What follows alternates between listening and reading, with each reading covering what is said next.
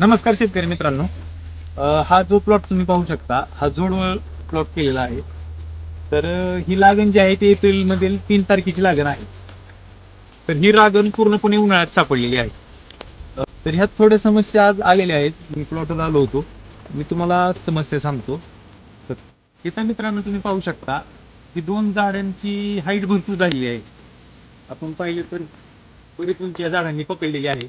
परंतु या दोन झाडांच्या मधील झाड हे खूप लहान राहिलेलं आहे. मित्रांनो, आता हे झाड जर वरती गेले आणि याची सावली जर या झाडावरती पडली, तर हे रोप असं वाढणारच नाही. हे ग्रीप पकडणारच नाही.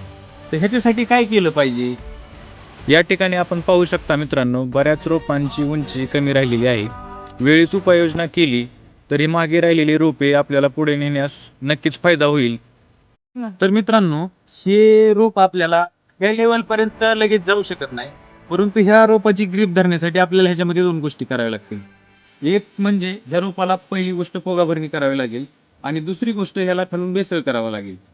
पोगाभरणी आणि बेसळ कुठला करायचं मी व्हिडिओच्या वरती तुम्हाला सांगेन.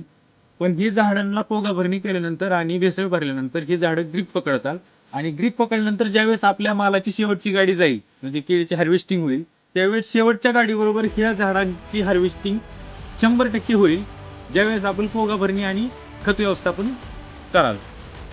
मित्रांनो, अशा प्रकारे जर व्यवस्थापन केलं तर राहिलेली रोपं आपली हाईट पकडतील.